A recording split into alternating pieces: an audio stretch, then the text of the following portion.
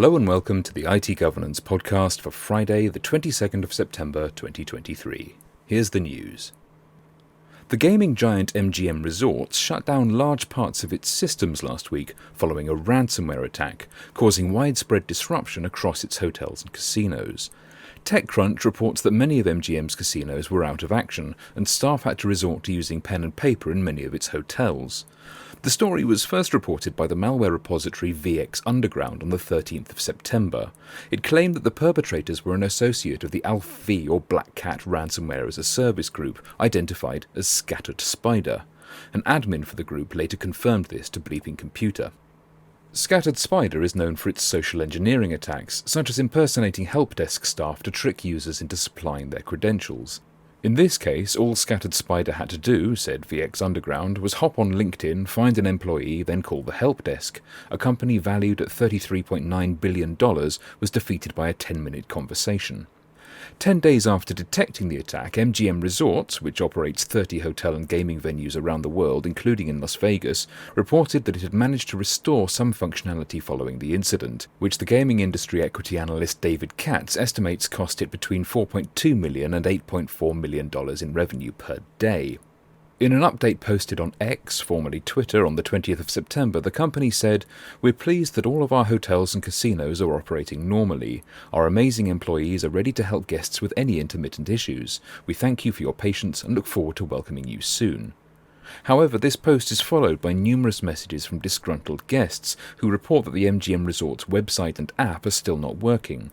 To many of them, the hotel group has responded, "On our website and app you can make dining and spa reservations and explore our entertainment options. We appreciate your patience as we work to restore the hotel booking and MGM Rewards functionality on those channels." As of the time of this recording, mobile check-in and digital keys are also unavailable, and many MGM employees are reporting that their accounts aren't working as normal either. Although MGM seems to have recovered from the worst of the disruption, it's not yet known how much data the attackers have exfiltrated. According to Bleeping Computer, the hackers say they don't know what type of data they stole from MGM, but promise to extract relevant information and share it online unless they reach an agreement with MGM. However, any ransom demand is likely to be high. The attack occurred only weeks after another hotel and casino company, Caesars Entertainment, paid a ransom of several $1 million to Scattered Spider to resolve a similar attack. A member of Microsoft's AI research division has accidentally leaked 38 terabytes of data via a misconfigured storage bucket.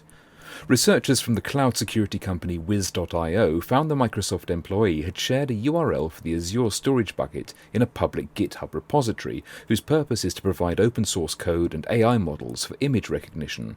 However, the bucket was configured to grant permissions on the entire storage account, not just the open source models, thereby exposing 38 terabytes of additional data by mistake, including employees' personal computer backups and over 30,000 Teams messages from 359 Microsoft employees.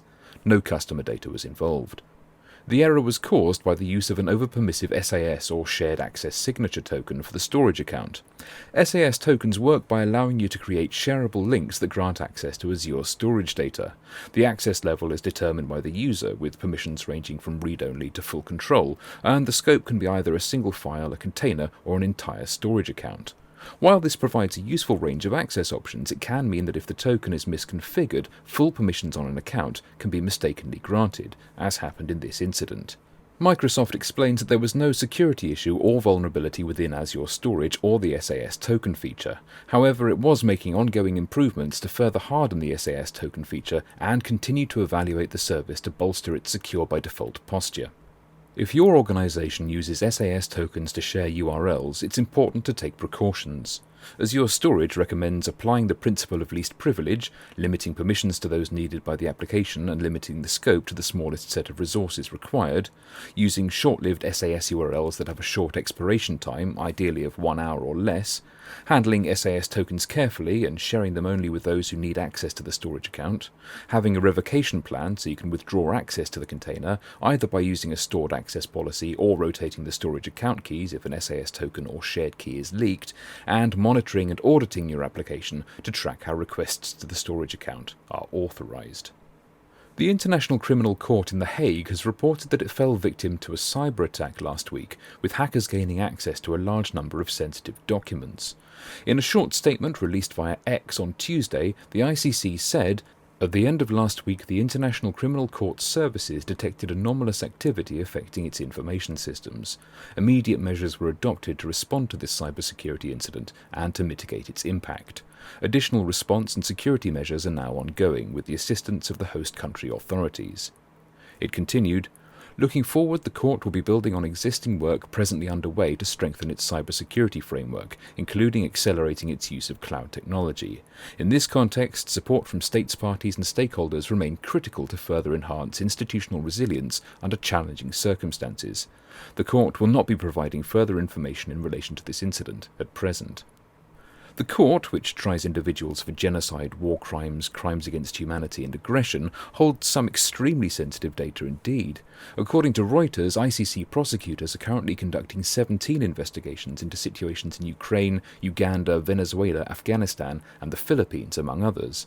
And in March, the court issued an arrest warrant for the Russian President Vladimir Putin and the Commissioner for Children's Rights Maria Lvova-Belova for illegally deporting children from orphanages and care homes in Ukraine to the Russian Federation, where they've allegedly been put up for adoption, acts that are designated war crimes. Russia denies the court's jurisdiction. Only last month, ICC prosecutor Karim Khan wrote in a foreign policy analytics report that the increasing intensity and frequency of cyber operations also highlight the importance of developing and improving the ICC's own operational practices. This includes ensuring that the ICC is adequately defended against cyber operations. Disinformation, destruction, and the alteration of data and the leaking of confidential information may obstruct the administration of justice at the ICC, and, as such, constitute crimes within the ICC's jurisdiction that might be investigated or prosecuted, but prevention remains better than cure. That was the news, and that's it for this time. We'll be back in a fortnight, but until then you can get in touch with us either by leaving a comment on the blog or via Twitter at ITGovPod, that's my account, or at ITGovernance. Our archive is on SoundCloud, Amazon Music, Spotify and Apple Podcasts, and you can find everything you need to implement and maintain cybersecurity defense in depth on our website, itgovernance.co.uk.